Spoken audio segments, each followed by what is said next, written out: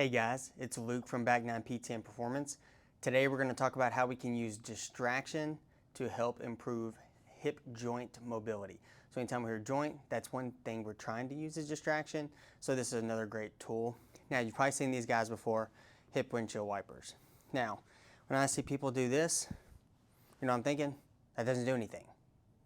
And it's the truth, it doesn't. So the key with these is actually engaging and trying to distract. So to do this best, we're actually going to do just one leg at a time. So I want you to focus on my right leg.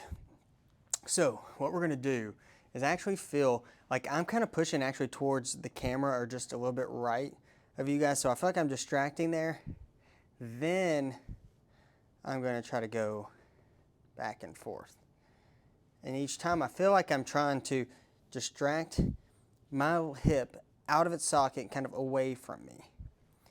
So again, just kind of moving in here. So I'll do this for 30 seconds. The next thing I'll do is I'm going to change positions. So now I'm just going to come here. I'm having that same thought. Just trying to go into hip internal, into hip external rotation. Now, a lot of you guys here may already start to feel like you're cramping, especially when you're trying to go in internal. And that just shows you we need to be working on this stuff. So again, just pushing away, pushing away. Again, we would do this 30 seconds. Then I would move to this kind of almost like stretch position here. So we're just trying to change up the angle of the hip joint that we're working.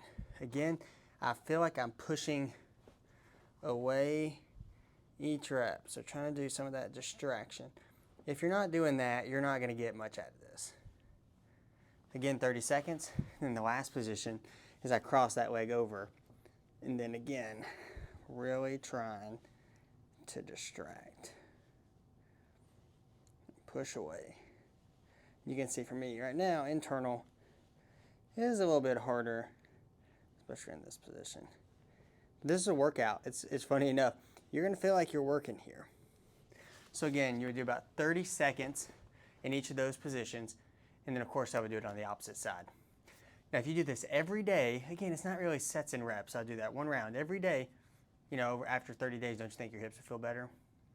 If you've tried everything else with hips, 90-90s, all that stuff, this would be another great one to try. Just make sure you're doing it with intention, trying to distract.